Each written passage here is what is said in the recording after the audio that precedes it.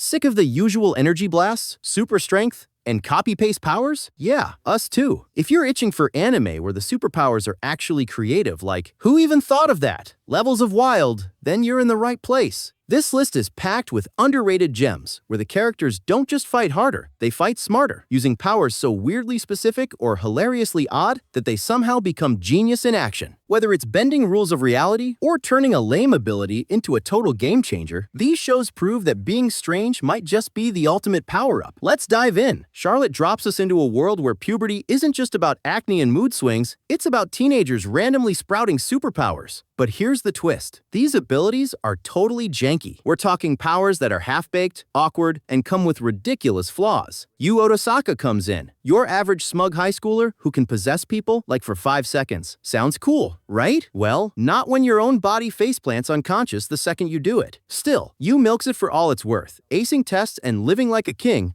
until Naotomori, a tough-as-nails student council president, busts him. Now drags him to Hoshinumi Academy, a school full of similarly cursed kids with wonky powers. Their mission? Stop powered teens from blowing stuff up or getting abducted by mad scientists. But plot twist Yu's real power isn't just possession, it's plunder. Yup, this dude can steal other people's powers just by jumping into their heads. Suddenly, he goes from being a 5-second body hopper to a walking superpower sponge, with the fate of the world on his shoulders. As Yu collects more powers, his mission turns from fun and games to a soul-crushing journey to protect everyone by taking their gifts away. Heavy stuff, but totally epic. Chamo Rosso is hands down the most adorable little nightmare you'll ever meet in Rokka. Braves of the Six Flowers. Don't let the cutesy look fool you. This kid is a one-girl horror show. Her power? Chamo can swallow any monster, big, small, terrifying, you name it, and her stomach does the rest, breaking them down like some kind of magical meat grinder. But here's where it gets wild. When it's time to throw hands, or slime, she barfs up an army. Yep, vomit-based warfare. Her puke turns into acid-spewing slime creatures ready to wreck everything in sight. But these aren't just mindless goo globs. Each slime retains traits from the monsters she's eaten, making her little vomit minions all kinds of dangerous and unpredictable. Even scarier, Chamo controls every single one with perfect precision. She's basically an army general with a queasy stomach. Need defense? Slimes become a barrier. Want to attack? They swarm like a tidal wave of gooey death. It's freaky, it's creative, and it works way better than it should. So yeah, Chamo might make you gag a little, but when it comes to fighting fiends, she's the tiny terror you definitely want on your side. Seikon no Qwaser is what happens when you mix elemental superpowers, high-stakes secret battles, and brace yourself magical breast milk. Yep, you read that right. Set in the mysterious halls of St. Mikhailov Academy. Basically, Hogwarts. If it were run by Eastern Orthodox anime characters, this show follows a group of wild warriors called Qwasers. These aren't your average fireball-slinging types. Qwasers control super-specific elements like iron, copper, and even chlorine, but their powers run on something called soma, which they get by drinking breast milk from special women known as Marias. Yes, it's as wild and awkward as it sounds, and no, they do not hold back. Our main man, Sasha, an iron-wielding Russian badass with a brooding attitude and serious trauma, shows up at the academy and drags 2 normal girls, Mafuyu and Tomo, into the chaotic world of Qwaser showdowns. Things escalate fast, with secret factions fighting over a powerful relic called the Theotokos of Saratzin. Try saying that 5 times fast. Cue intense elemental smackdowns, plenty of blood, and more fan service than your average Hot Springs episode. Between the brutal fights, twisted lore, and wildly inappropriate power-ups, Seikon no Qwaser somehow blends action, mystery, and did they really just do that moments into a fever dream of supernatural madness. It's definitely not for the faint of heart or the easily embarrassed. Ueki Kusuke's power in the Law of Ueki might sound like a joke at first. He can turn trash into trees. Yup, literal garbage into giant leafy death sticks. But don't let the eco-friendly vibe fool you. This weird ability is straight up OP in the right hands, given to him by a celestial being because, well, anime? Ueki can transform anything he considers trash, busted soda cans, crumpled paper, broken furniture into towering trees faster than you can say recycling. Offensively, he can impale enemies with wooden spikes or drop forests on their heads. Defensively, he's got insta-thickets that can block beams, fists, or explosions like a nature-powered force field. But here's the kicker. Every time Ueki does a good deed, he loses a personal talent. Like one day, he might just forget how to ride a bike or whistle. This moral catch-22 turns every fight into a battle of ethics and fists. Still, Ueki's creativity makes this trash-to-tree trick way more dangerous than it sounds. He can reshape the battlefield on the fly, create platforms to zip around, and even tree-yeet himself through the air. It's wild, wacky, and surprisingly strategic. Moral of the story? Never underestimate the dude who fights with garbage. Mirio Togata's quirk, permeation, sounds awesome until you realize it basically turns him into a ghost and temporarily erases his senses. Like, fully phasing through stuff? Cool. But no seeing, no hearing, and no breathing? That's nightmare. Most people would trip over a curb with that setup, but not Mirio. This dude trained so hard, he turned one of the most complicated quirks into an absolute flex. He can phase through walls, floors,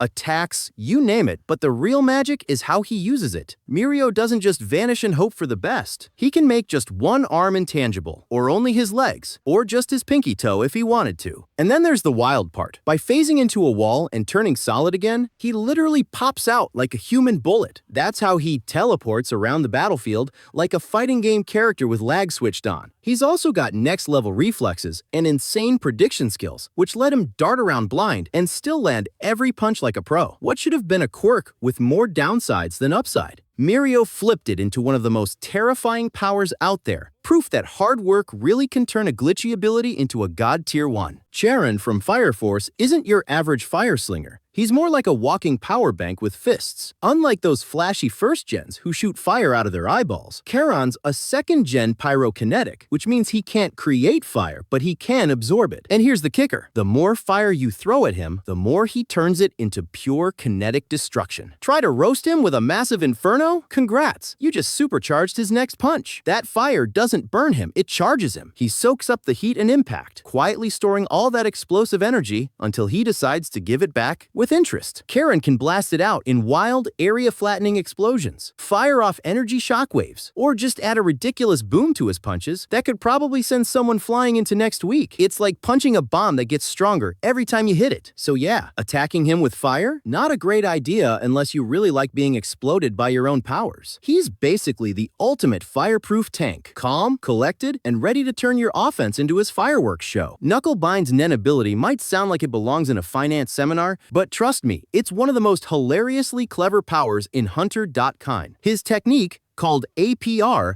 Amortizing Power Redirector, turns a fight into a weirdly intense loan agreement. When Knuckle punches someone, he doesn't just hurt them, he lends them aura. That's when his adorable yet relentless Nen creature, Pot Clean, latches onto the poor soul and starts racking up the debt. And get this, every 10 seconds, that aura debt grows with 10% interest. Yes, he basically slaps his enemies with magical credit card debt. To pay it off, they have to land a clean hit on Knuckle, which pays back some of the aura. But if they let the debt grow too big, bigger than their total aura, they're bankrupt. That's when Pot Clean morphs into IRS. Yup, he named it that, which shuts down the opponent's Nen for 30 whole days. Total Zetsu lockdown. No aura, no powers, just vibes, and not the good kind. It's genius, honestly. Knuckle can win a fight without throwing punches nonstop. He literally outsmarts you into submission, all while looking like a debt collector in Nen form. Respect! Shirou Emiya's Unlimited Blade Works isn't just a flashy anime super move, it's basically a full-blown therapy session wrapped in an apocalypse. This reality marble, which is a fancy way of saying personal soul world, throws reality out the window and replaces it with an eerie, sword-filled wasteland. We're talking endless weapons jammed into the ground like some kind of emo weapon graveyard stretching into forever twilight. But here's the kicker. Every one of those blades, they're perfectly copied versions of weapons Shirou has seen, thanks to his projection magic. Inside UBW,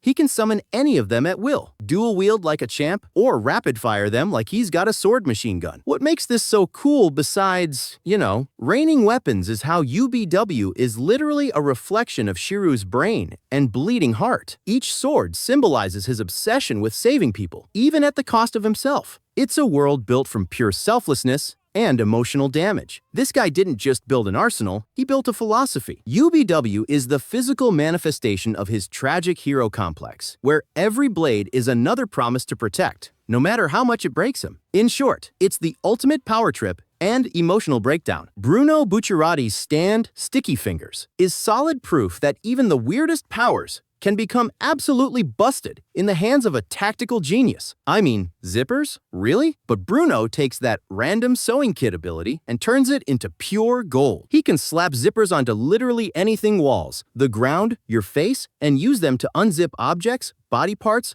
or entire chunks of reality, like he's got a backstage pass to the universe. Need to sneak through a wall? Zip it open. Dodge an attack? Zip into the floor. Want to hide your friend or dismember an enemy with surgical style? Zip done. And it's not just mobility and sneak attacks. Sticky Fingers is like the Swiss Army knife of stands. Bruno can disassemble people mid-fight. Don't worry, he can zip you back together. Probably create instant cover with a zipped-up car door, or even store stuff inside zipped spaces like a freaky pocket dimension. The guy doesn't just use his stand, he thinks with it, constantly inventing wild ways to outsmart opponents. What looks like a goofy gimmick on paper becomes an unpredictable, terrifying force when Bruno's in charge. Zippers have never been so deadly or so stylish. The powers in a certain scientific index universe hits different not because they're flashy, but because they're grounded in science madness that actually makes sense. Instead of vague energy blasts or because magic, every Esper in Academy City has a power that's been poked, prodded, and scientifically engineered into existence. Their abilities come from something called personal reality, basically how their brain sees and calculates the world around them. It's like superpowers with a scientific user manual. But here's where it gets juicy. Even within broad types like Electromasters or Teleporters, no two Espers are exactly alike. Take Mikoto Misaka. She's not just zapping people, she's launching coins at Mach speed. Yup, that's the railgun, controlling metal, hacking tech, and doing all sorts of wild electromagnetic gymnastics. Kuroko doesn't just poof around randomly. Her teleporting needs math, strategy, and yes, tiny throwing darts. There's even a level 0 to 5 ranking system, so you know exactly how OP